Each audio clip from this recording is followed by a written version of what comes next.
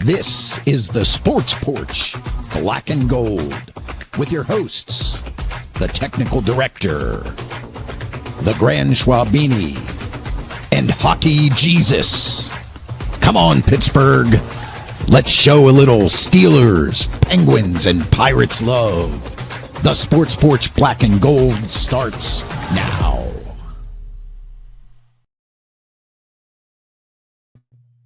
All right, there you go. We are the Sports Porch Black and Gold, and I am your technical director. Welcome to the show. If you're watching us on YouTube, somebody is not muted. I don't know who that is.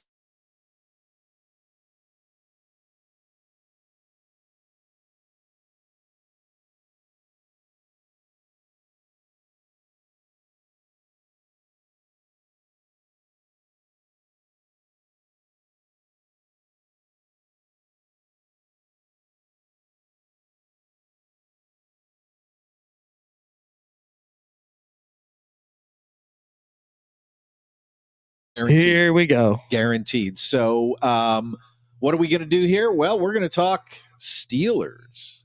So I'm still getting that echo. Yep, I hear it. Yeah. Not necessary to tell the crowd about it.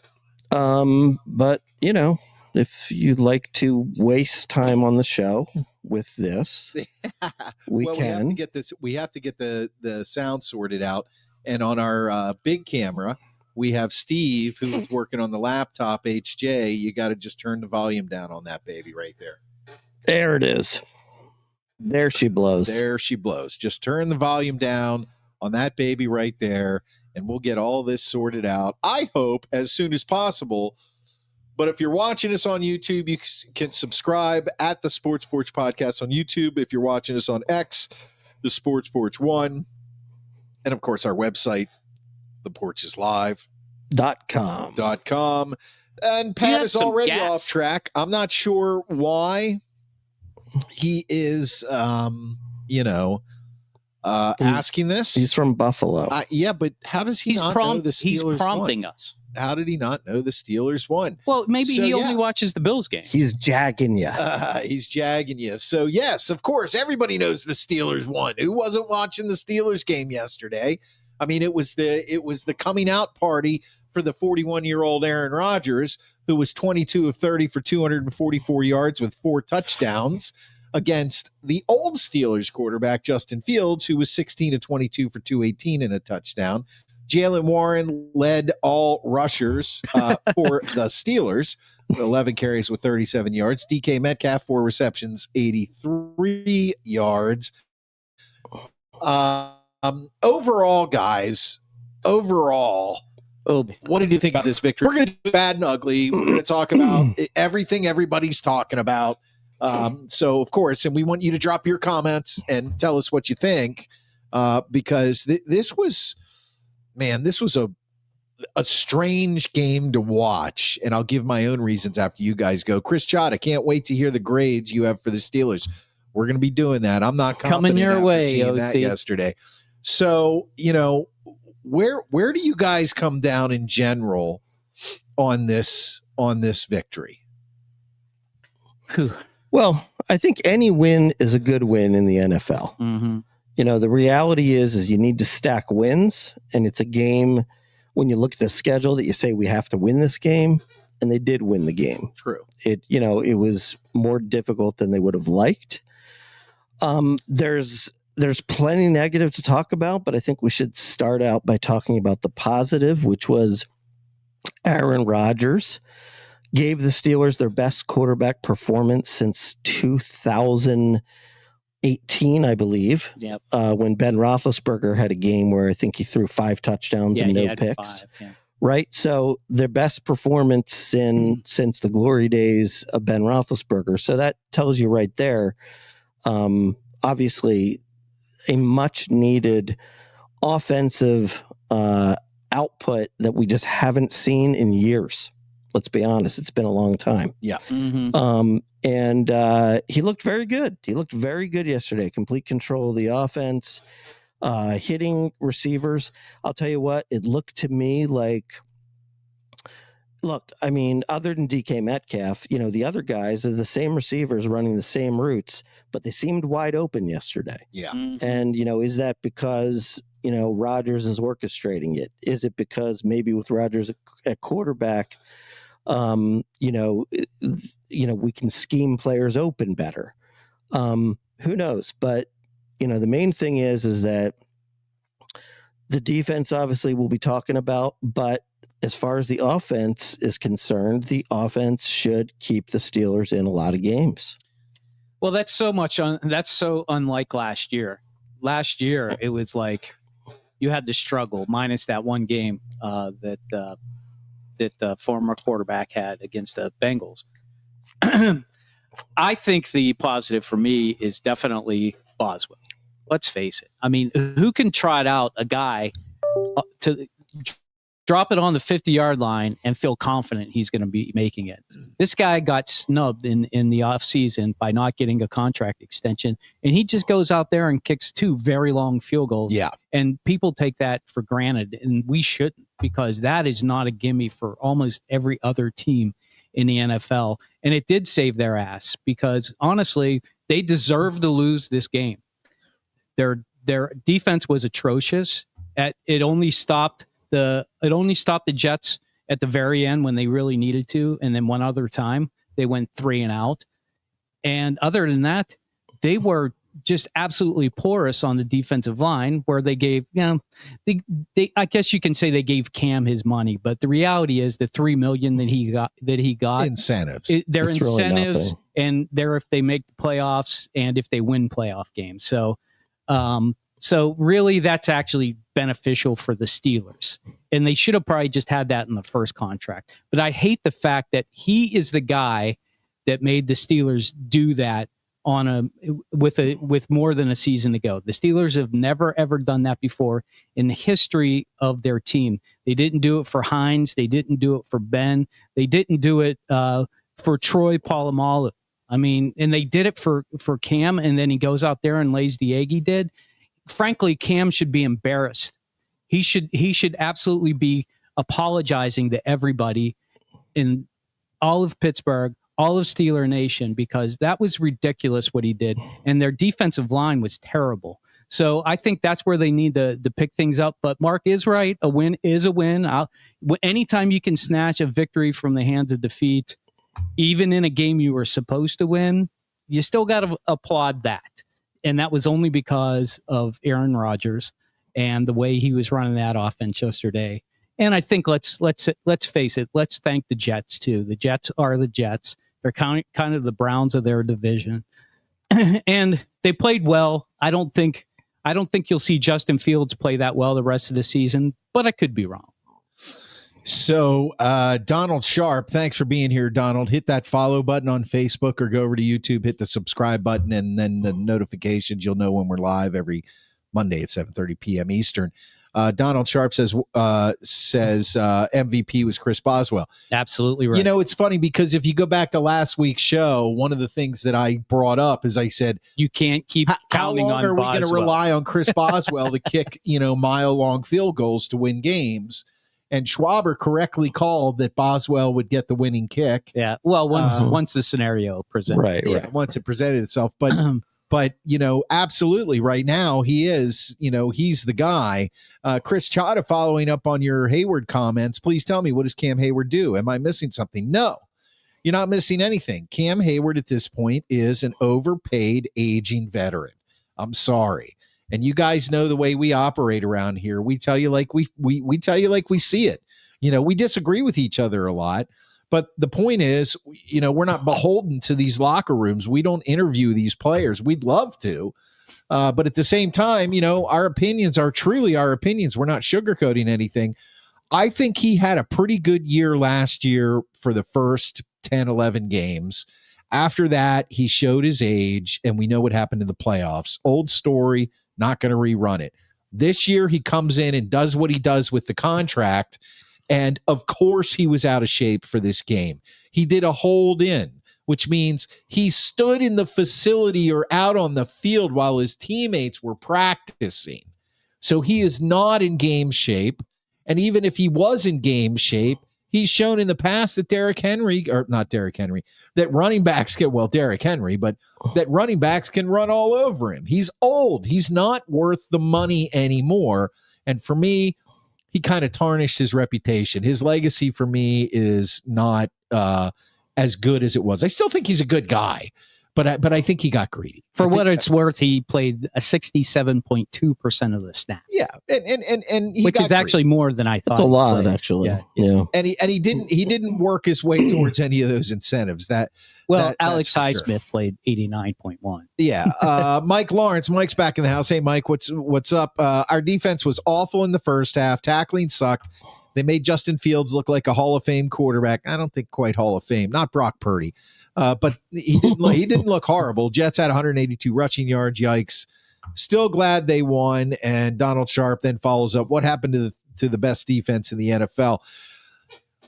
Excuse me. Listen, guys, I think that this goes back to something that Schwaber identified a couple years back about the defense. Yeah. Their defense has a lot of very talented individual players. You look at a Watt, you look at a Hayward, you look at a Highsmith. Now you look at a Ramsey. Slay is aging, but a Patrick Queen. Guys that definitely are in the upper echelon of the talent on defenses.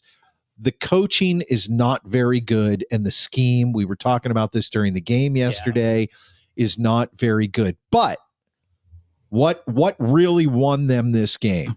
A couple splash plays. Rodgers played brilliantly, but he did only pass for 244 yards, which is nothing to sneeze at, but it's not like he went out and had a 350-yard passing day. Yeah, well, they're not going to be chucking it down the field. Right. Although the main splash play was a special teams play. That's exactly right. So the fumble. It's the last play. I mean, they literally scored twice within how long? Very quickly. Yeah, because of that fumble. Right. It was within a minute. Yeah, it was touchdown, fumble.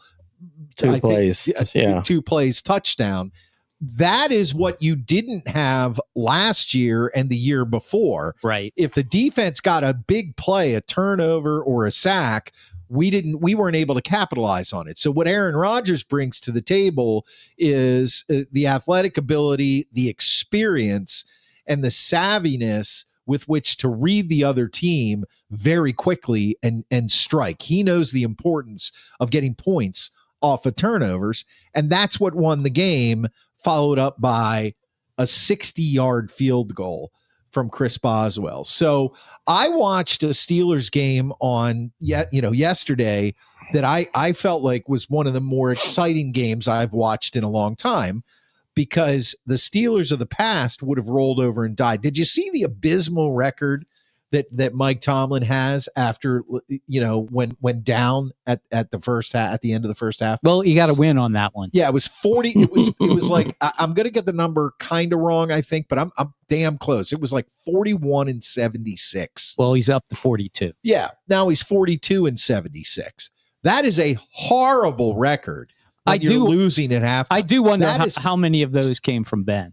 And you want to know what? Most. Here's the original most wins, right? Wins. Yeah. Here's the real way you can tell that the NFL doesn't want to talk about this. They put that graphic up. Did you see the graphic?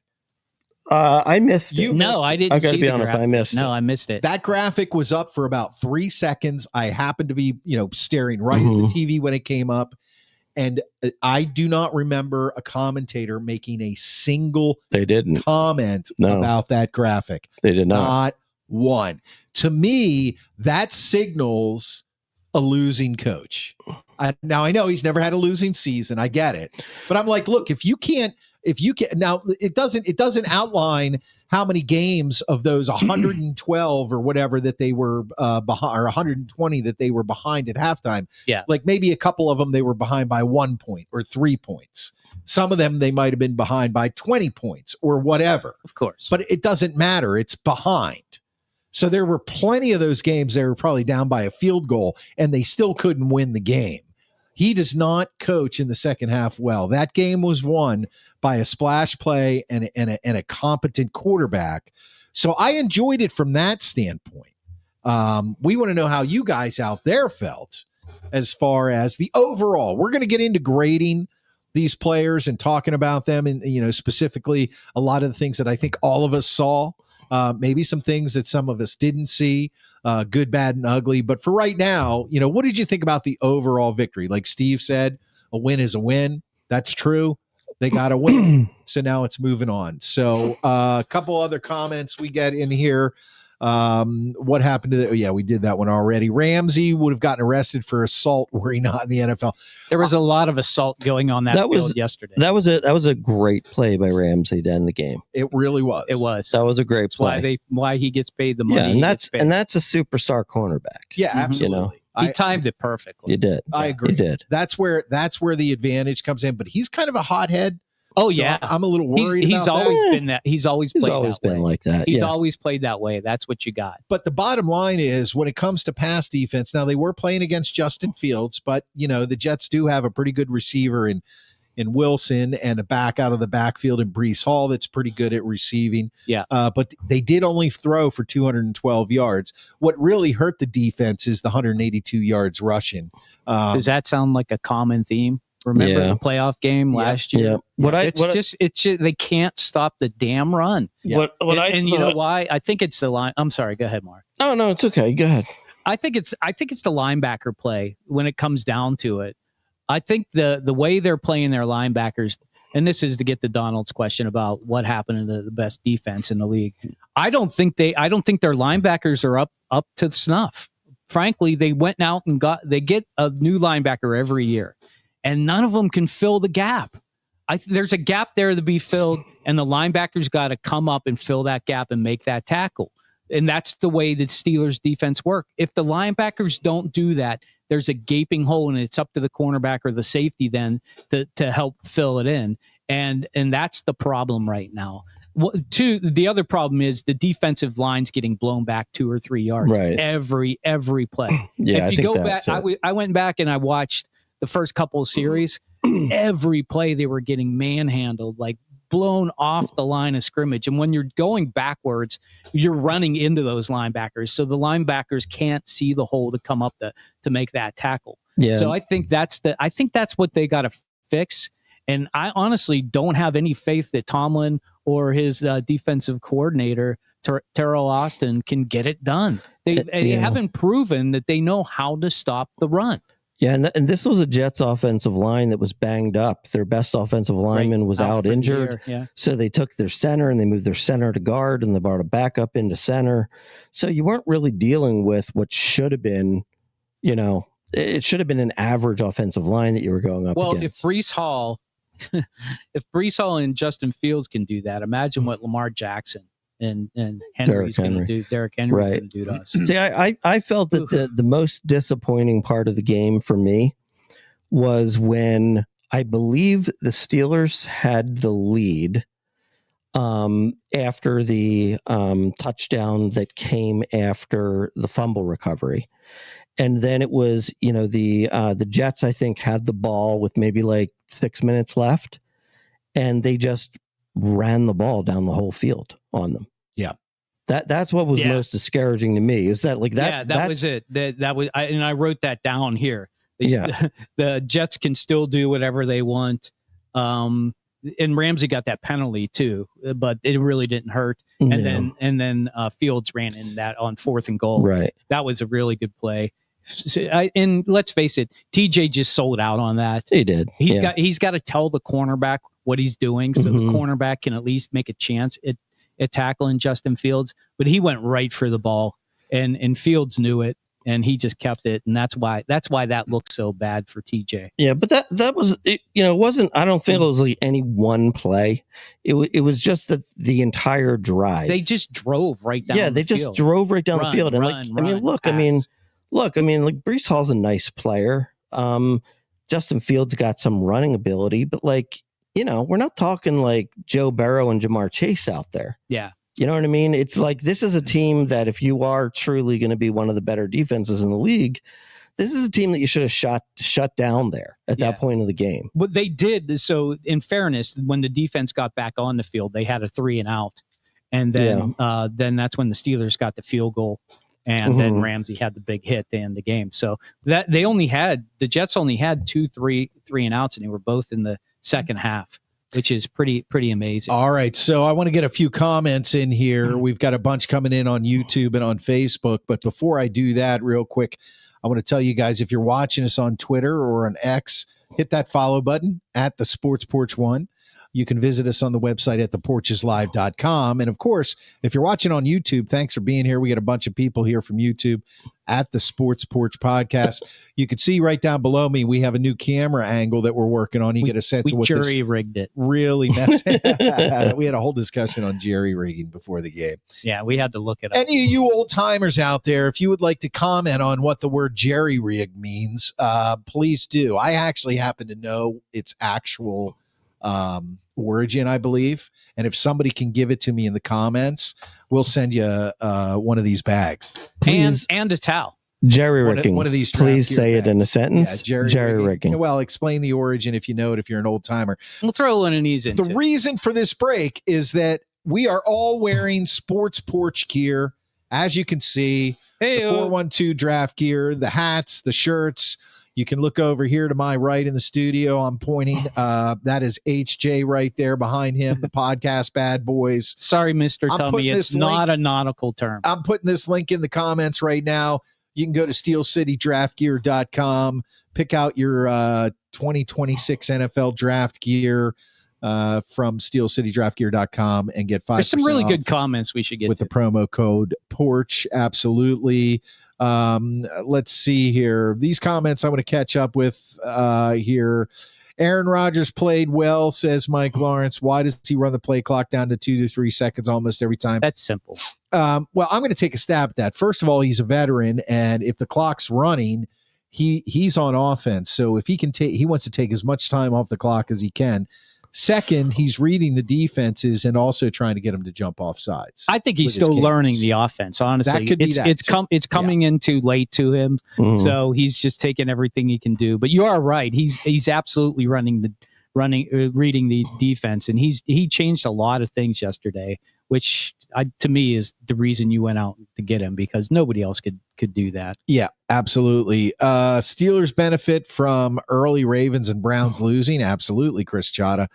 Mr. Tommy on YouTube, hit that follow button. Thank you. Mr. Tommy. Got the win, but need to clean up some things, and that's what we're going to talk about next. That's absolutely right. He follows that up with the issue was the defensive lineman could not occupy the O-line. The linebackers were not kept clean. Yep, we see things the same way. Yeah, Burrow, Chase from that team that blew out the Browns. That was off track. 17 point. It's mispronounced. It's about drawing voting districts. That's gerrymandering, Pat. Wrong, Pat. Lord. You're way off Pat track. Off track once again. Okay, let's talk about good, bad, ugly. Aaron Rodgers. Okay. No good, bad, ugly. These guys made fun of me because I said, Aaron Rodgers, is he back or just faking it? And I think everybody out there knows what I mean by fake. No, I think it's a stupid way of putting it. Okay. You can think whatever you want. But me and Roberto Alomar Jr., we're on the same page. Put your toys down. Me and Nolan Ryan, we always throw strikes. So what I'm saying is Rodgers looked great. Talk about off track. Yeah, really. Mm-hmm. Rodgers looked great. He really did. Is this a... I believe he's for real. That's what I'm saying. That's the question. Yeah. Is he for real or is he not for real? Yeah. That is the question. Yeah. To be real or to not be real. So I think we got the real Aaron Rodgers. There was so much I liked about his game. What you would expect getting a veteran quarterback of his stature.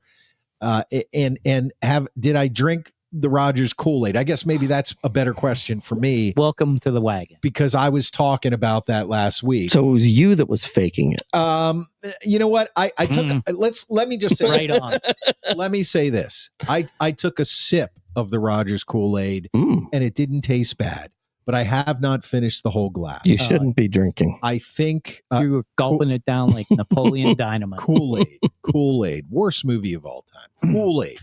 So what do you guys think? And what do you guys think out there? Rodgers for real, or do we have to wait another game or two to see what we're going to get? Schwaber, go ahead. Let's let Schwaber go. All right. Well, I will tell you what. I'm going to say for real, but with a caveat. Mm. The caveat is, will this man survive? Mm. Because Broderick Jones gave up 3 sacks and a pressure yesterday. It doesn't matter that he's back on the correct side. The bottom line is, I think he's a bust, man. Fellas? Who? Broderick Jones. Broderick Jones. Yeah, you're right about that. All right, so because of that, let's walk right. Aaron Jones is going to get Aaron Rodgers is going to get himself killed. I get it. I get my chance at Aaron Rodgers. Yeah. Well, but we'll go ahead, piggyback it. Go for it. So to me, Aaron Rodgers is back. Mark is right. How long will he be back with this offensive line? That's also a function of their terrible run game. If you can't run the ball, that's not helping the offense be out to be not one dimensional. If you want to be able to run the ball and pass the ball, then you're going to get better pass protection. That being said, Aaron Rodgers is one of the best guys. Give him 3 seconds, he can find the open guy. When he has to be in the pocket for more than 3 seconds, if he doesn't get rid of it, he's going to get killed. So he's got to realize he's got to shorten his drops, not drop as far, only go for the short pass. To me, that's why he only had 244 yards passing, because he knew he had to do that, and he was successful at it. Every once in a while, he was able to drop back because he thought the scheme was such that they weren't going to blitz and he wouldn't get killed, and it worked. So let's just hope he can continue to do that, even with the porous offense. Along with your running back comments, I didn't like the way the running game was approached yesterday. First of all, when you pay Jaylen Warren, he's your number one back. Now, okay, maybe he's not going to be a 20 to 25 carry number one back, but you're paying him like he's at least a 15 carry back. Now, I don't know why he has to wait and watch Kenny Gainwell get 4 carries before he gets his first carry. I mean, it just didn't make any sense to me. You know, have the ones with the ones. You bring in Kenny Gainwell for a change of pace, and let's just try to work in, the rookie a little bit at a time here. Because, I'd like to see him more, but let's face it, they're not going to do that. So, but the bottom line is, this run game should be 15 carries for Jaylen Warren, should be 5 to 7 for Kenny Gainwell, and maybe 3 to 4 for the rookie until he, Caleb Johnson. Is that his name? Caleb Johnson? Caleb. Yep. Until he proves himself, and then he earns more time. But I just thought it was really staggered and strangely put out there. Kenny Gainwell had 30 snaps. Jaylen Warren had 25. Caleb Johnson had 2. Yeah, and Warren doesn't make sense. Warren was 11 for 37 yards. Gainwell was 7 for 19, and Johnson was 1 for negative 2. Number.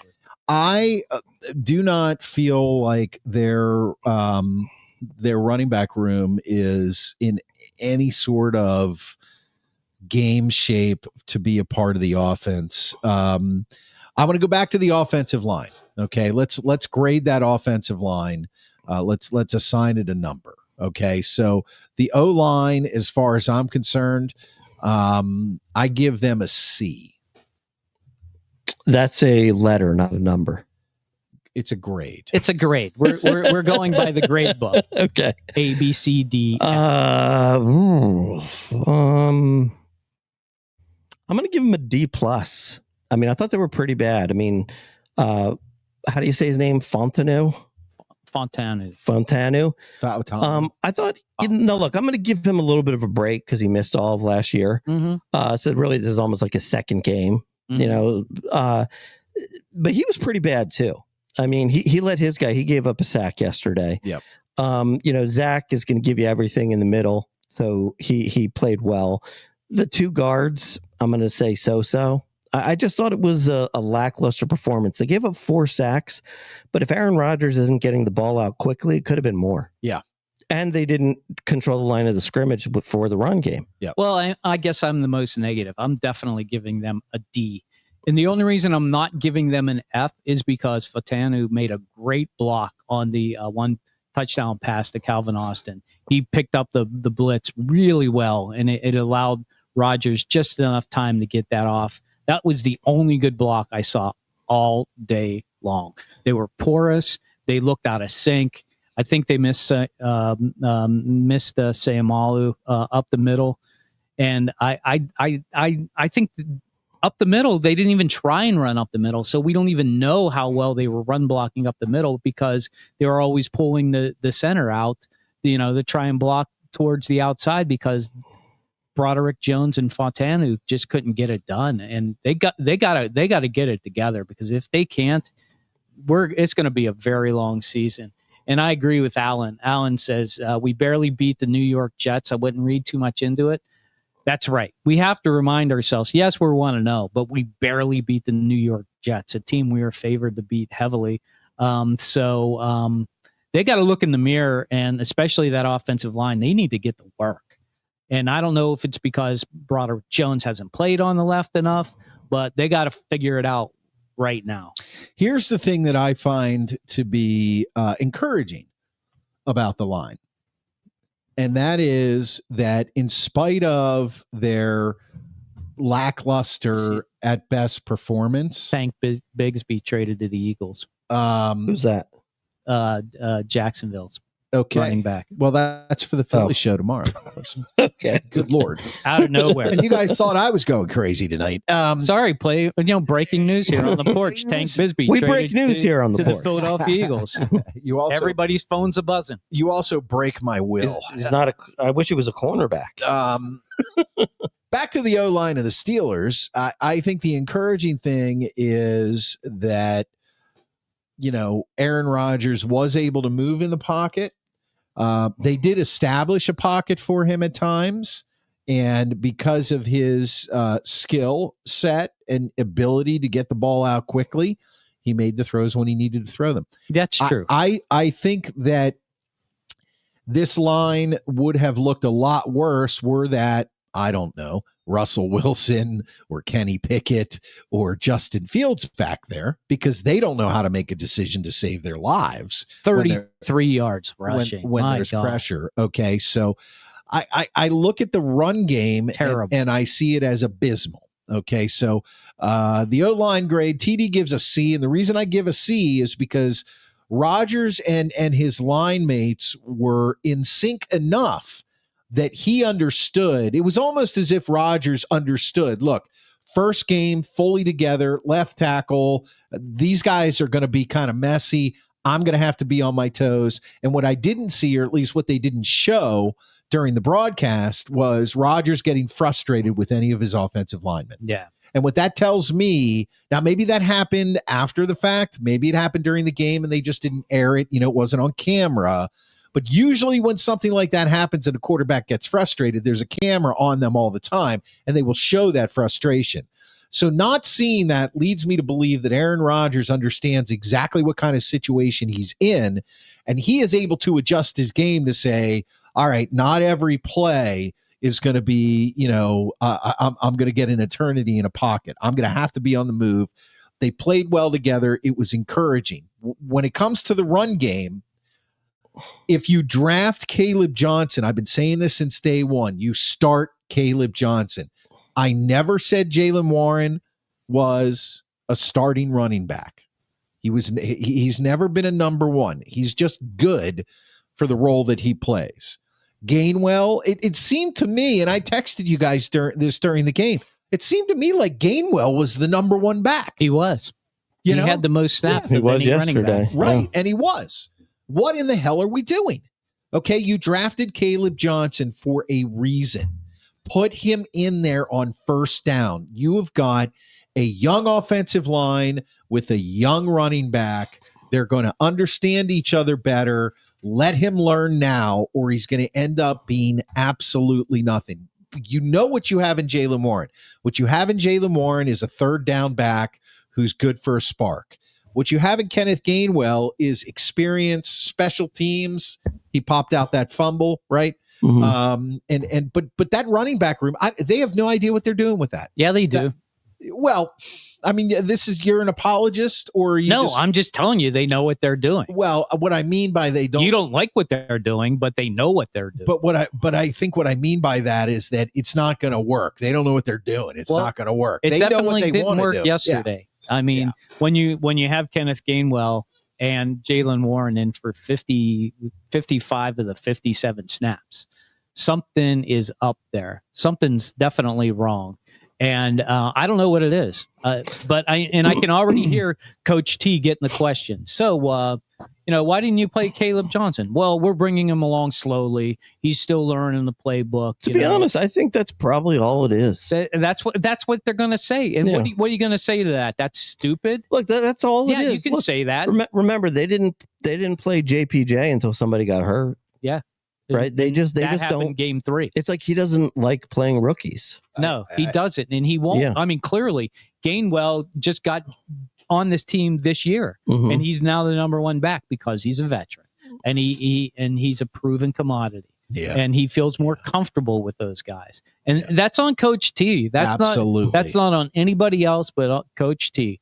Coach T can say, Caleb Johnson, get out there. You're running with the first team. At any point, he can do that, and he just won't do it. Hey, Marvin Hamilton's in the house. Hey, Marvin, what's up? Hey, Marvin. A lot of game. What was his comment there? A lot of the games were close. Yeah, there were a lot of games that were close. So let's talk about, after you go to theporcheslive.com, you can watch everything, subscribe to everything there. That's our website, theporcheslive.com. Let's talk about the wide receiver room, the grades. I would give them overall, I would actually give them an A. And the reason I would do that is that, first of all, DK Metcalf, he showed up. He made some big plays. Looks like he has a connection there. He can run after that one catch on the right sideline that he turned catch it and into. Run, yeah, man. The catch and run. We haven't had a guy like that in a while. We've never had a receiver that big either. True. Did Calvin Austin, did he do enough to become a number 2? We're going to address that next. But his play in that game, Skoranek with the first touchdown, by the way, which I think we do have a clip of here that we will play. Let's look at that. And he said some of what he's doing now is similar to what he did in Buffalo. He just had to clear some of the cobwebs. Play action. Rodgers on time. Skoranek. Touchdown. It actually looks good when you rewind. Yeah, sure. I'm telling you. So, I'll tell you what, Skoranek is lightning fast. I almost didn't see him. did he catch it? Yeah. So, I mean, I give them a grade of A. What about you, Grant Schwabini? I'll give him a B+. I think any time a guy like Skoranek scores a touchdown, that's a big thing. I also think it takes a quarterback like an Aaron Rodgers to find a guy like Skoranek for a touchdown. I don't know, but I'm guessing it was his 3rd read, if not 4th. DK Metcalf, he did play really nicely. He did drop, I think, 2 balls. He did the very first ball he got thrown. So, maybe he was a little bit overhyped for his first game as a Steeler. And I really like what I saw from CA3, your favorite Steeler Schwab player. But nothing from what's his name again? Wilson? Roman Wilson. But again, is it his fault? Probably not. He's just probably not on the field because Tomlin doesn't like him. I mean, I don't know what it is, but no, I wouldn't give him an A just simply because I need somebody to have over 100 yards and 2 touchdowns to give the unit as a whole an A. Oh, gotcha. Believe it or not, Roman Wilson was on the field for 10 snaps, as much as Skoranek was. All special teams? And Scotty Miller was on the field for 9 snaps. No, these are offensive snaps. Are they? Okay. So I don't know. I guess I agree with a lot of what you guys said, especially I'd like to see more Roman Wilson, but I'm not going to complain when a guy like Skoranek gets a touchdown, 2,500 to 1 on the touchdowns yesterday. So if you put $1 down on him, good for you. But we don't bet here on the porch. Never. No. So anyway, so you're great. I like wide receivers. I'm giving them an A. I think I don't think there's much room to get better than yesterday. And if you do have a gambling problem, call 1-800-GAMBLER. All right. So Gamble what are your wisely. grades for the wide receivers? I gave them an A just because overall, they were in sync and they were open and Rodgers was getting them the ball. Schwabini B+ because he wanted a 100-yard receiver. HJ gives him an A. Great win. Defense scared the shit out of me. Let's Go for that says. Go for that. Hit that subscribe button. Let's go for that. Defense scared the shit out of everybody yesterday. Let's go for that and that. And not until Ramsey knocked the ball out of Wilson's hands did everybody kind of take a big sigh of relief and say, well, at least the game's over now. Not important, says Chris Shada, but I'd like to say the helmet Rodgers has to wear is too big. Looks like Spaceballs. I love that movie. Great movie. Good reference, Chris. Yeah, absolutely. So, yeah, I mean, as far as... you know why? I'm sorry. This goes back to, this is the new helmet he has to wear. He used to wear that other helmet. It didn't have as much padding in. He can't wear that this year. So This is the first time he's wearing a bigger helmet. So that's why you noticed, Chris, because every other picture with Aaron Rodgers is with that smaller helmet. I bet he hates it too. I wish somebody would ask him that question. Okay, DK, has a true number 1 arrived? My answer is yes. Well, I feel like this question was already answered before the season started. By true, what I mean is, I was skeptical about this. I was skeptical about him being like the number 1 we're looking for. So I think he proved that yesterday. Well, I'm no longer skeptical. No, I understand. See, basically, my comment will help our viewers in terms of why you understand. Here we go. The reason why you were skeptical is because he didn't have wide receiver 1 statistics every year. However, the reality is if you watch the game, he's a number 1. Right. Yeah, the way he took off when he caught that ball, only a number 1 wide receiver can do that with that speed and his size. And hey, he was up against Sauce Gardner, probably the best cornerback in the league, and he still caught 3 balls for almost 80 yards. Yeah. So, I mean, let's go. I mean, I think there's nothing but up for him. And I think only doing that, and plus he dropped the first couple, like you said, maybe a little bit of jitters. Hasn't played with Aaron so much, but I think that's all behind him now. I think he's got a big ceiling. I'll tell you what. Next week they got the Seahawks. He's playing his old team. I see a 2-touchdown game. The Grand Schwabini predicts. All right. Did Calvin Austin III do enough this game to solidify the fact that he should be the number 2 receiver? Yes. No, simply because it's a dumb question. Nobody becomes a number 2 receiver with 1 good game. Right. But I will say it has me thinking maybe he can be a very good number 2 receiver. Let's see. Okay. So it's not a dumb question. It's a dumb question. You're answering the question. It's a dumb question. Well, why don't you start asking all the damn questions? I'll be happy to. No, I think Jesus. I think they have a lot of guys. I've said this already, and I'll keep continuing to say it. Calvin Austin III is the number 2 receiver last week. You don't know who the number 2 receiver is going to be against Seattle. That's just the way this offense is going to be. There's not ever going to be a number 2. Hey, if Calvin Austin continues to do this all season long, you better pick him up on fantasy because he's going to be worth a ton. That's true. That's true. I am in the wait and see category still. What I do think is going to be big for him is not necessarily him rising up to be a number 2, so to speak, but the fact that Aaron Rodgers knows how to distribute the ball. And that's more to your point, Steve. Yeah, right. That, maybe next week, Jonnu Smith is number 2. You could tell that Jonnu Smith was just kind of, Well, but you know what I mean? Not wide receiver. No, He's I his know. number 2 It's guy. ball distribution. You could tell that Jonnu Smith was kind of his role in the offense this week in the scheme was more simplicity for simplicity's sake, instead of putting him at risk. Yeah. Like kind of trying to work him in. Mm-hmm. And so the plays he made were safe, but they contributed. I'm looking forward to seeing him play a little bit more.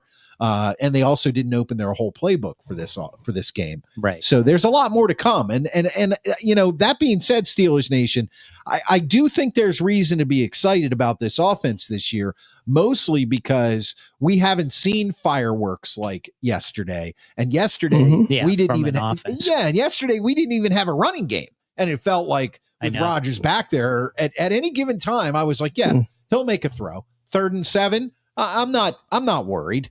He's got a better chance of getting a first down than Russell Wilson did, because he's going to make sure the ball goes 7 yards in the air. Right. So if there's a catch made, it's as long as he doesn't get sacked, what's going to happen. Right. Hey, show that comment for let's go for that. What is CTE one? The NFL is getting soft. They won't let the QBs get CTE anymore. Yeah. I don't know. I think plenty of them get it anyway. I think they're just. Well, the NFL cares a lot about their player. Yeah. Obviously. I didn't think there was really any soft calls in this game. Did you?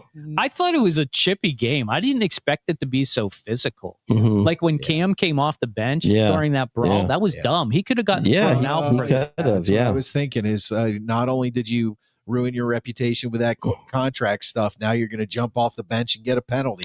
Here's your first Tyreek Hill. Are the Steelers getting Tyreek Hill? No. Kingston. That's a no. I'll tell you what, though, Miami's sort of looking like they might be really bad this year. Yeah. And if they are, then Tyreek or Waddle could get traded at the deadline. Waddle got hurt. Well, and did he? Yeah. The Steelers do have a lot of draft picks next year. So, yeah, I mean, do I think that the Steelers are going to get Tyreek? No, I don't think they're going to get him.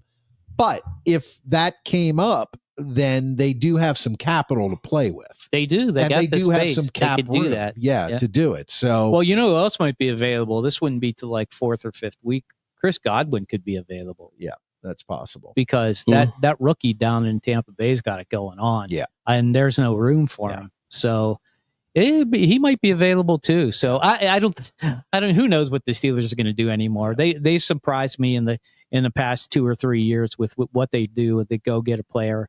They never used to do that, but it's possible. I wouldn't rule it out, Kingston. Marvin says, I think we can possibly win our first 4 games. Yeah, I think last week when we made our picks, I think Schwabini had them going 5-0. Yeah, I did. I did. Go back to last week's show, listen to it on the podcast, and you'll hear our Steelers and NFL predictions. Look out for that trap game in New England. Absolutely. So, Kingston, thanks for being here on YouTube. I think we have 17 people watching on YouTube right now. That's the largest we've had in a while. Nice. We're trying to grow our YouTube channel. So if you're watching us and you haven't already on YouTube, it's at the Sports Porch Podcast. Please hit the subscribe button. Click notifications. We're live pretty much every single Monday night at 7:30 p.m. We talk black and gold sports. We have a lot of fun doing it. We're not affiliated with any media outlet. We are our own media outlet, and we also have our own merch. If you look behind Schwaber, you can see the Sports Porch merch. Those bad boys there. Go to steelcitydraftgear.com. Use the code PORCH. Get 5% off. The podcast bad boys are back there. In case you didn't know, the NFL draft is going to be in Pittsburgh in April of next year, and we are getting ready for it now because it is the single largest event that has ever happened in this city's history. Mm-hmm. There's going to be 500,000 people or more here, and we want to get in on it, and we want to get the Sports Porch out in front of millions of fans. And that's our goal. Right? And if you want to stay at my house, give me a call. Maybe we can make a deal. Look him up. He lives in Greenfield. Nobody's staying at my house. You can take the bus downtown. Take the bus down. Our rooms are already booked at the Schwab Casa. The other thing about us that you won't find anywhere else, we go off the rails like nothing. Like we'll take the first 10 minutes and talk about furniture on the porch. You never know what you're going to hear. Oh, yeah. So you never know. You never know where it's going to come from, but you know it's coming. You're a fan like we are, and every opinion matters until it doesn't. but we'd like to hear it anyway. Feel the Steel is watching us on YouTube. Steel. Please hit that subscribe button. Steelers grade for the week is a B. Offense B. Defense W for what the, Yeah. what the fuck. What the Yeah, fuck? yeah, You can yeah. say and feel the Coaches Steel. C plus, game balls. Rodgers, who's that? Gainwell, Boswell, maybe 9. Boz, and yeah. who's 15? Gainwell. Skowronek, is baby. 15. Yeah. So She likes the Yeah. dirt, When I or saw- he likes the dirt. when Don't I- know if your they- gender. they When I like saw- the dirt. They. When I saw Sorry. defense Sorry, W, It's an easy out. when I saw defense W before I went to the for the what, I thought the W was for withdrawal. They just withdrew from the game. Absolutely. Defense withdrew from the game. That's probably more likely. All but, right. but they made the stops at the end when they absolutely needed. They to. did. All I, right. I'm not. I'm still giving them an F, but Yeah. I guess you can't give an F for the 2 stops at the end. But Well, here's the thing. terrible Defense, defense. splash plays, but overall grade poor. So I give the defense a D, not an F. And the reason I give the defense a D is because they held the Jets to 200, just over 200 yards passing. And Jalen Ramsey made that all pro hit at the end of the game to knock the ball loose. Only Jalen Ramsey or a guy of his caliber is going to do that. We didn't have anybody that would do that the last few years. Huge plays are what matter in games, and the only thing that matters at the end of the game is the score. So he made that play, kept the score what it was. They ran it out. They get a D, mostly because this running defense is horrible. And I'm not saying that anything anybody didn't see, but I think the issue is it's a carryover from last year. And again, Cam Hayward didn't do anybody any favors by holding out because he's obviously not in game shape. Yeah. And I think the defensive line is a much bigger concern than the offensive line because the O-line is still young. Jones did look horrible. By the way, they've been young for 3 years now. I know, but now they're finally all playing together, which has not happened. Mm-hmm. I mean, Sayamalu had a tough game this game. They all had a tough game. He didn't play. I have. Yeah, he wasn't playing. I thought I saw him on the field. I don't think he his was. hair. I thought I saw his hair. Look it up. Yeah, he was out there. Oh, was he? You're right. Thank yeah. you very Okay. much. I saw his hair, and I He was played in almost every snap. like, "Thank you Okay. very much." He played the whole freaking game. So the point is, He got the best grade of it. if I'm worried about anything, I'm worried less about the offensive line. I'm very worried about that run defense. They got the Seahawks coming into town next week. HJ and I are going to be at the home opener. We'll be doing some Oh, broadcasts boy. from down there. Oh by the way. boy. Look But out, Steelers. I'm telling you that who's that kid in Walker, Kenneth Walker. Mhm. KW the 3. I'm telling you, man, I am seriously worried about this defensive line. Nah, KW3 versus I CA3. ain't worried about him. Let's see here. Pat off track. Max Kepler, Cade with runners and score. He's giving us Oh my Phillies god. updates. Oh my god. Pat, what's wrong with you? Yeah, seriously, save us for the Philly show. Average pass attempt last year 20.4. Average pass attempt in the last 4 games last year 27.2 pass attempts. Mr. Tummy. Game 1 this season 32. The defense is trending in the wrong direction. Need to fix this ASAP. Absolutely. Feel the Steel. Fellas, I played defensive end. What Fields did yesterday was due to lack of adjustment by Steelers defensive coordinator. Mm-hmm. I went versus option QBs, and my only assignment was to smash the QB no matter what. Yeah. It's funny, Feel the Steel, because that's exactly what HJ was texting me during the game. Yeah. He was saying, and Mr. Tummy meant points against. Sorry, guys. Yeah. He was saying that, you got to look for the defensive adjustments, and that the reason that Tomlin's abysmal second half record when he's down at the half is so bad is because he is so bad at making adjustments. Yeah. And I think they'll get there, but it's an excellent point to feel that Steel. Mm-hmm. So, overall, good win. As far as the team is concerned, you didn't want to go up into New York and lay an egg. We got the home opener next week against Seattle. They almost did. Yeah, if it wasn't for Boz, can't say enough about Boz right now. Just can't say enough about it. Did you hear the special teams otherwise? Well, I mean, minus the fumble thing. I just They want were terrible. I want to talk about. Was it last night's game? No, it wasn't last night's game. Maybe it was the 4:00 game, Green Bay, Detroit. Yeah, Detroit. But wait a minute. Horrible. One of the announcers said as a field goal went through and just barely missed. Yeah, I saw that. He said, and he massages it through. Did you see that? No, I saw something different. Yeah, no. He goes and Prater massages it through. And it's like, yeah, isn't that kind of Justin the wrong Tucker? Isn't that kind of the wrong phrase to use with a kicker? I didn't know if you guys saw that. He could get banished. But here's something I want to talk about real quick before we get into our picks for this year and then what we're watching. Real quick. You mean this week? This week, thank you. Real quick. Watch the Bills Ravens game last night. Amazing what Lamar Jackson can do. Mm-hmm. Amazing what Josh Allen can do. Yet it comes down to a field goal. And it was one of the better games I've seen on Sunday Night Football in a long time. Sure. They have some good ones on Sunday Night Football. Sure. The Steelers cannot keep up with these two teams. Let's not go there. No way. Let's not go there. But Baltimore is 0-1, and that's a good start, right? And we have to play the Bills. That's a good start. And you have to play the Bills and the Ravens. Mm-hmm. So twice. We got to get that. I guess while I was watching Derrick Henry run for 180 yards in a loss, all I could think about was, wow, if they had played the Steelers this week, he'd have run for 300 yards. I mean, so he would have fumbled though. Number one. Well, I mean, everybody fumbles once in a while, right. But when you fumble and it costs your team the game, then you didn't really do your job. The one thing I would say is that it was a great game. It was a fun game to watch.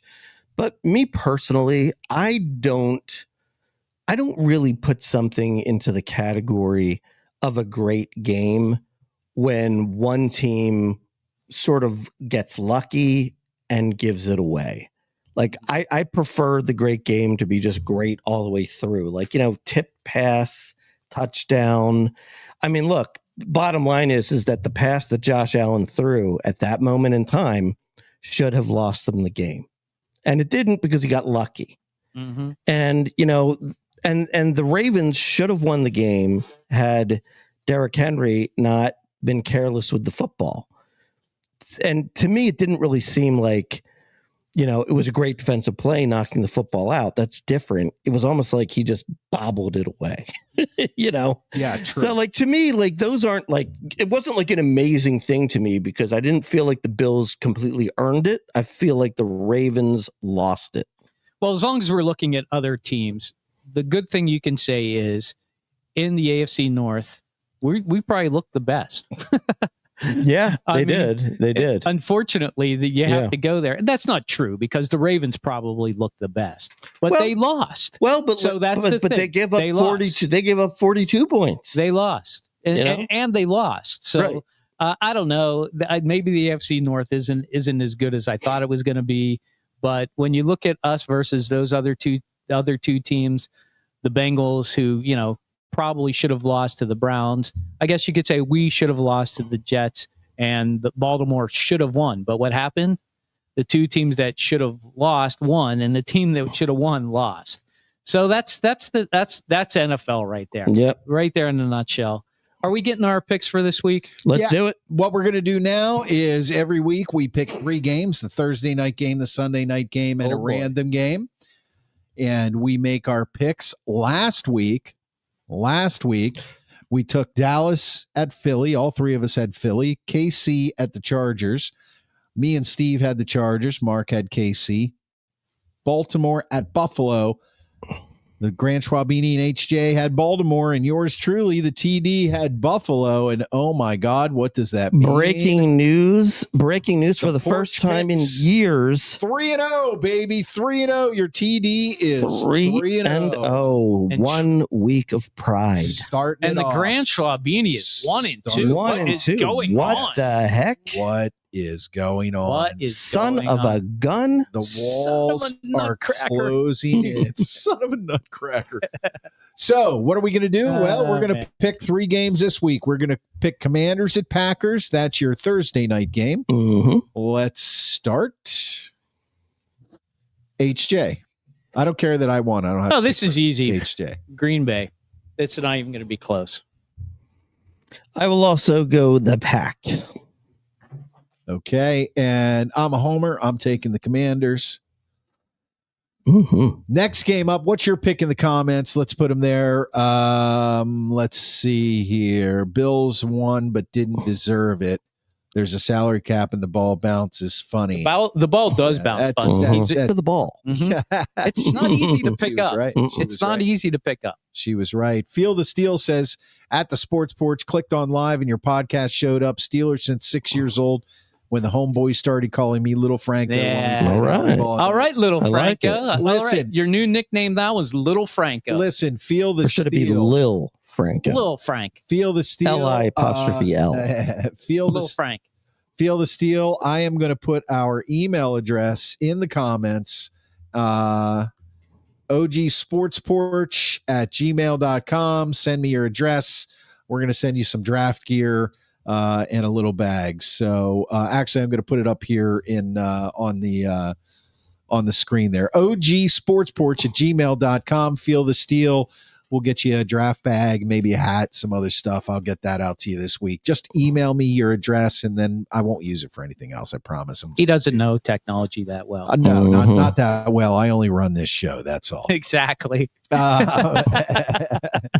As I recall, I think I set up the camera. All right. The next pick, Atlanta at Minnesota. What? Why did you pick this game? Atlanta. It's the It was a Sunday night game. Oh, what Sunday a night terrible game. Sunday night game. Well, HJ. Oh, I get to go first. But Minnesota. I'm not an Atlanta. I'm not an Atlanta believer. I like Minnesota. It's hard to know because they're playing tonight. right. So you it's didn't like really we haven't get even to see him play. we haven't even seen JJ So, McCarthy play. I mean, I can't switch my pick, so I'll go with Minnesota. By the way, just if it affects anything, I'll give you an opportunity to change your pick. They are down in the first 7-0 to the Bears.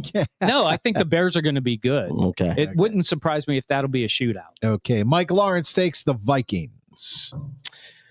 I am going to take Atlanta. Give me some Bijan. He looked great. Give me some Dijon for Bijan. This is tough. This is a tough one. ATL, what do you think? My heart's with Minnesota. You love the purple people Yeah, ears. my heart's with Your heart's with Minnesota. my heart's with Why? Minnesota. I don't think Atlanta has a very good team. That's just me. Okay. That's just me. Okay. All right, this is a big one. Eagles at Chiefs, a Super Bowl rematch. HJ, what do you think about this one? Could the Chiefs Oh, go boy. 0-2? Well, I think the Chiefs are going to have a down year, but I'm going to go with the Chiefs. I don't really have a reason why. It's just a gut feel that I have. Chiefs. Well, I did my predictions on another show last week, and I picked the Chiefs to beat the Eagles. I have to say, though, after watching week 1, I feel a little better about the Eagles' chances. I'm feeling like it could be a down year for the Chiefs, but you know what? It's so hard. It seems like the team that loses the Super Bowl always wins the regular season matchup the next year. So I'm gonna take the Chiefs. Eagles are still trying to work out some kinks. So I'll take the Chiefs in this one. All right, Grant Schwabini takes the Chiefs. I'm going with the Eagles. He's got an opportunity. He's got an opportunity to build on his lead. Well, He took the Commanders. So Well, that's true, but that was a homer. no. he could really get some distance this week between us. No, Mhm. Chiefs, although my heart says Eagles. Go with your heart, Mike. Go with your heart. Mhm. That's And what you your gotta heart do. will go on. That's how I went 3-0 all of a sudden. So there you have it. Those are our picks. We'll go over them later on or next week after I go 3-0 again, and these guys go. That would be 0-3. glorious. If you went 6-0, I'm not going to say what I would do. Wow. By the way, Schwaber, I What? love your hat. That's a great hat. Yeah. Isn't it great? You It's know, the they're one- wearing these on the sidelines. It now. was the one that Aaron Yeah. Rodgers was wearing. I love it. It's kind of like understated. Yeah. You know? It's very nice. Yeah. Thank you. It looks great. Yes. There you go. There you go. Subscribe to our channel on YouTube at the Sports Porch Podcast. Do it right now. Hit the notifications button. You'll know that we are live all over the world every Monday night at 7:30 p.m. Eastern Time. And I also drop the podcast on Spotify or anywhere you get your freaking podcasts right after the show. You can subscribe to us on TikTok, on X, on YouTube, on Facebook. We put out shorts and reels the rest of the week. Love to hear your feedback. Spread them around and visit theporcheslive.com. Spread them around. For even more. The videos. Spread the videos around. You know, spread them Like around. with Make it a viral. butter knife. Yes, with a butter knife. That's one. And when we say all around the world, we mean it. We got a Steelers contingent in Peru that's been right. checking in. So That's right. what's up, Peru? Yep. Patrick Donovan, for some reason, Pat off track. Pat's Good job, had boys. enough of us. He wants to go watch Monday Night Good Football. job. Don't blame me, Pat. Good job, boys. Get back to the elderly. All right. This is the part of the show that we love to do because it's how we give back to you, because time is very, very important in your life. And it's the one thing you cannot get back unless you watch the Sports Porch. And I'm going to let the Grand Schwabini tell you how we do that. Well, thank you, Christian. The Sports Porch. We do the work for you so you can take a break. Yeah, take a break. relax. Well, you know, it's so darn hard, right? Chill out. You know what's the worst feeling when you finish that show and you were so into it and you were like, oh man, that was good. And now you're like, what am I going to watch next? You have no idea. You have no idea. What are you going to do? You're going to run through 100 trailers, and you know what happens. You can't find anything. You end up going to bed mad and angry. Well, we want to take care of that for you. We are going to watch show after show after show, and we are going to tell you whether it's a thumbs up or a thumbs down.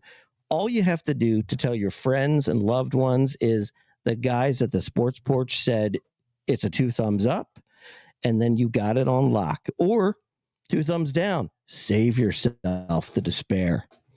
So there's only one rule, and you have to watch the season through the entirety. The entire season. Or if it's a movie, you have to watch it to the end. Making From fun beginning of me. to end. They're making fun of me, but And that is it. all right. Before we get there, Feel Yeah. the Steel says, cheers, Sports Porch. Thank you, Feel the Steel. See you later, little Franco. Hopefully, Lil thank Franco. you for hitting that subscribe button. Ron Owens on YouTube. Hit the subscribe button, Ron. Week 1 exposed our very weak offensive line. Yeah. Oh, yeah. Also, our weak D line. No, Yeah. Harmon will not fix it. It's not the players. We Harmon have might talent, fix it. So, yeah, we'll see when he comes back. But he's not going to be back for a little while, Ron. Yeah. But you're right on. You got it right. Yeah. Offensive line, defensive line needs some help. That's what we were just talking about Yep. for the last 45 minutes. Yep. Check it out. Good to have you on the porch, Ron. Yep. Hit the subscribe button. We'd really appreciate that. All right. What we're watching this week, I am going to start with the Grand Schwabini first. Grand Schwabini watched something I am actually very interested in. Oh, that's you.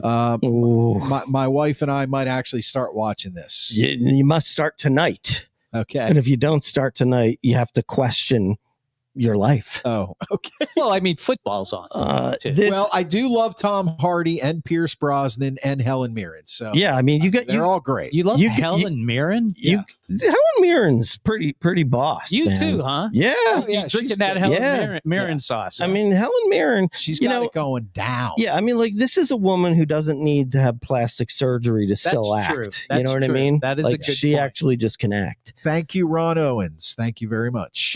Thanks, Ron. Yeah, this is a I believe it's a And thank you, Feel the Steel. So I think it's a 10 episode.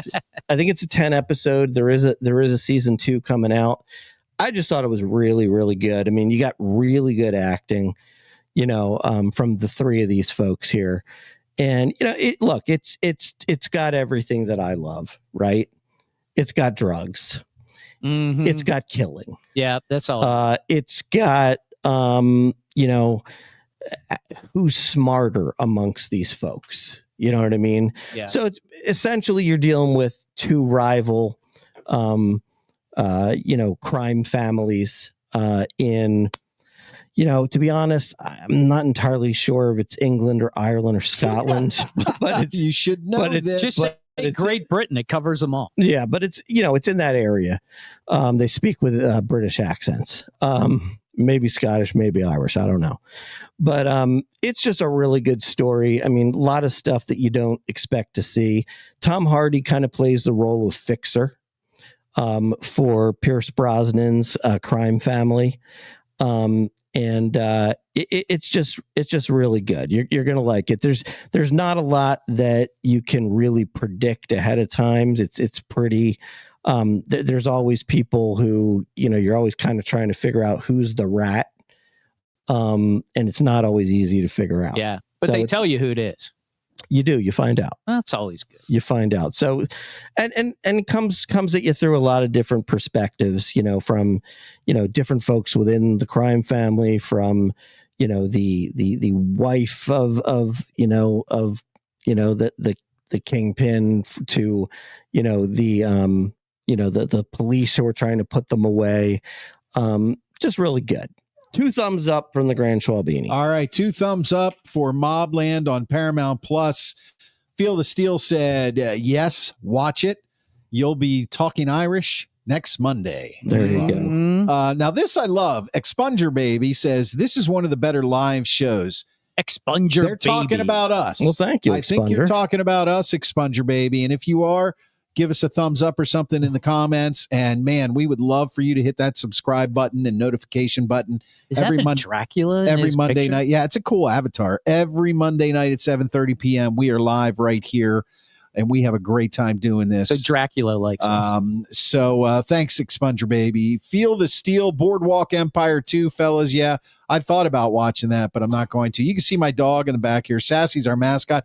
You call this no personality, Schwaber? I call it a pain in the ass. It's okay. Just not every I'm dog. glad she's snipping your balls. Not now every and dog not has a mine. personality, and it's nothing to be ashamed of. Poor Sassy. Sassy, get off of me, dog. Come on. Get off of me. Come on. I think she's mad I moved her bed. No, she wants to go upstairs. That's what she wants. Okay, back to what we're watching. HJ watched something that I watched a little while ago, and I actually thought it was really good. I'm interested to see what you have to say. 30 for 30, 4 falls of Buffalo. This is a very old 30 for 30. It's back from 2015, and it was kind of timely because. Did you watch the beginning of that Buffalo where they showed Marv Levy and he looked like he was basically he's dead? 100. He just turned 100 years old. Did it he? was his birthday. He looked great in his video. And that's amazing because that was 10 years ago. It's amazing how quickly you age when you turn from 90 to 100. Anyway, it was just I forgot the things that happened to that team. That team was so talented. Oh, yeah. Bruce Smith. I mean, they just had everybody. They had everything going on. And they just ran into the worst kind of luck. Like the third time they went to the Super Bowl, Jim Kelly's knee blew out. So he didn't even play in the playoffs, remember? Right? What's his face? Frank Reich had to bring him back from that big deficit. Yeah, huge deficit. And they did. And they ended up making the Super Bowl. There were so many things about that. And the wide right, I knew this, but I forgot it.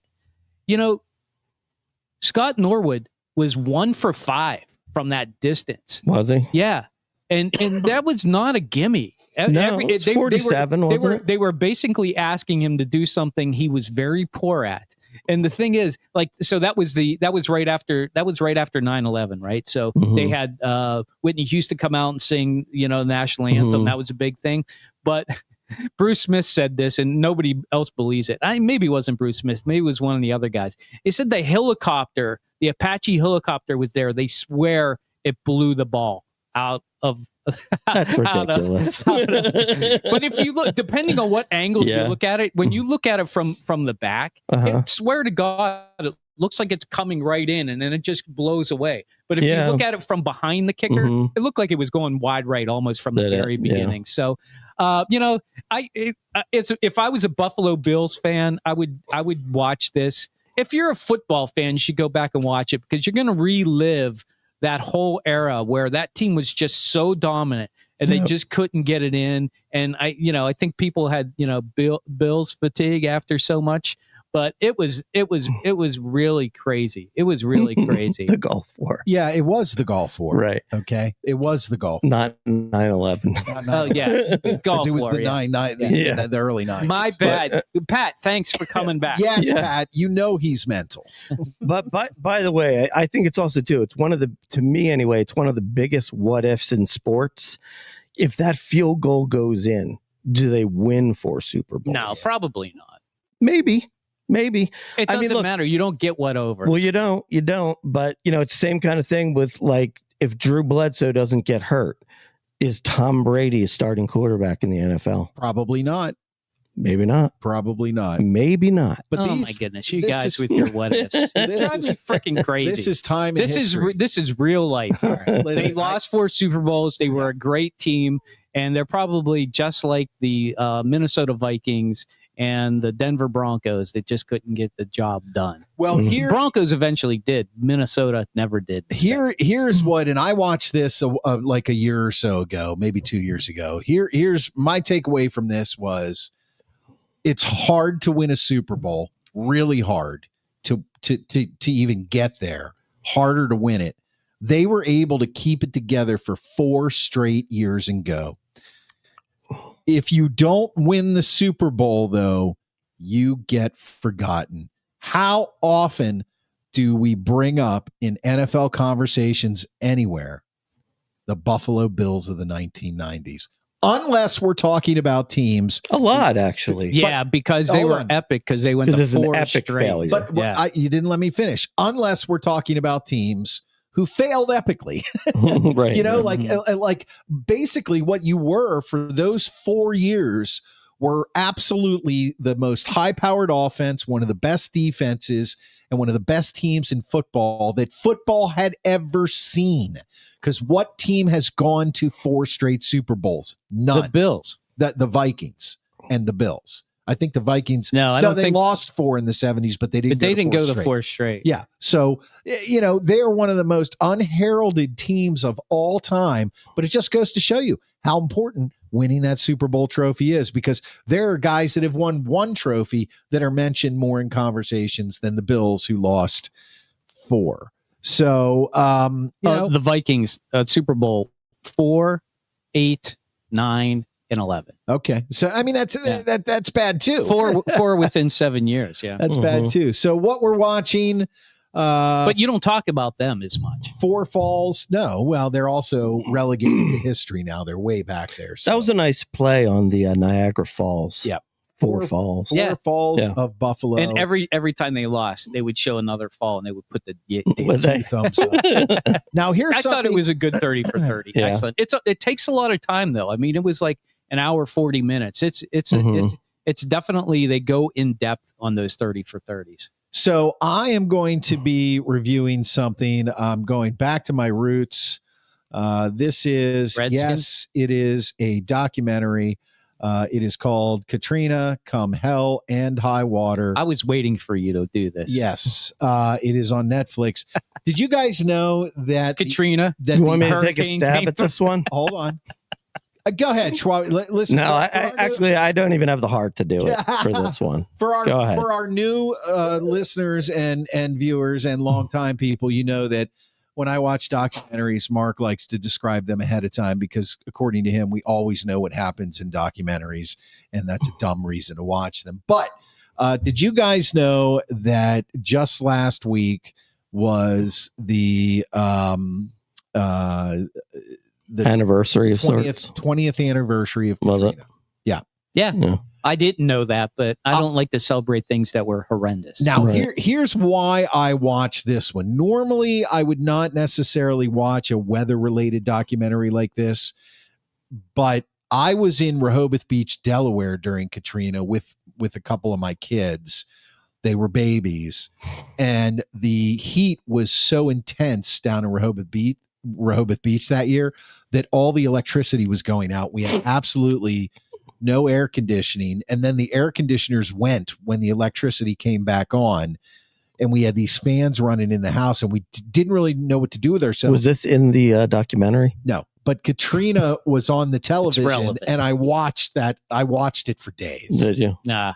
And if like you the were, OJ thing, you got sucked in. look, if you were alive during that time, this whole thing was politicized in a huge way. Everybody blamed Bush for it. Right. And True. everybody He blamed created the hurricane. and everybody blamed everybody else and all of that kind of stuff. He didn't get the poor people out. What this does is it goes behind the scenes into the parishes in New Orleans, what those people experienced. Then it goes to 30,000 feet. What the government was doing and talking about, and they interview these people. I feel like 20 years is kind of like the half-life of, well, now we can tell the truth. You know what I mean? Like, because it's like enough people were out there willing to tell the truth. Yeah. They're out of their jobs. So what are you saying? It wasn't George Bush's fault? It definitely not George Bush's fault. He didn't create the hurricane? Well, it is the weather's fault. Well, but did he not get aid down there quick enough? No, here's what happened in a nutshell. Yeah. The hurricane came and went, and the city survived. There was a lot of damage, but there was very little water. And a day after the hurricane left, so the storms are gone, Floods came. the levees broke. Right. The levees were built by the Army Corps of Engineers 40 years ago. Yeah, and they're if the levees questionable. If the levees hadn't broken, it would have ended up being a normal hurricane. Not that anything about a hurricane is normal, but that one wasn't. That one was huge. Right, it was huge, but it would have been hurricane damage and all of the aftermath after that. What happened when the levees broke is that the lower Ninth Ward and some of the other poorer areas that were at the bottom of the soup bowl that is New Orleans started filling up with water. And then over the next 2 days, the water kept rising and rising and rising and rising. The mayor of New Orleans was not prepared for it. The governor of Louisiana was not prepared for it. Nobody was prepared for it. Right. So in my opinion, it really was nobody's fault. It was something that the fault that you could put on it is that they always knew that if levees broke, there would be this issue would come up. So you can fault every government, organization involved in an Army Corps of Engineers, FEMA, back for 50 years because they had another hurricane in like the 60s that was pretty bad where some of the levees broke for not upgrading and keeping these things in shape. It's no one administration. That doesn't matter. It's a good insight into this hurricane and how it actually happened. I'm going to have to check that out. Was it long? It is 3 episodes. Oh, so it's one of those 3, hour, 20 minutes each of them. Yes, maybe a little less. Yeah. It's actually worth watching because it was big in our adulthood. Well, so it gives you a better perspective on the history of it. That's what I'm looking for. I was looking for a little perspective on the anniversary. Pat Off Track says, my company sent me to Dallas during Katrina as it raced over South Florida, 4-star hotel. It was weird. Well, nothing about a weird 4-star hotel. Yeah. Well, everything weird about Pat Off Track. That's our buddy. Weird Love you, Pat. All right. We'll see you next time, peeps. Hey, listen up, guys. I want to thank everybody that subscribed tonight on YouTube. And if you haven't, do it at the Sports Porch Podcast, on X at the Sports Porch 1. Follow us there. theporcheslive.com is where you can find us on the website. I drop the podcast right after the show on the iHeartRadio app, Apple Podcasts, Spotify, or anywhere you get your friggin' podcasts. And of course, we're going to be back here next week at 7:30 p.m. Eastern Time on X, YouTube, Facebook. And anytime you want, you can go to SteelCityDraftGear.com. You can pick up some of this Sports swag. Use the promo code PORCH. For Hockey Jesus, who is to my right in the studio, for the Grand Schwabini across from me, I am TD, your technical director. We'll see you next week. Thanks for being here. I am out.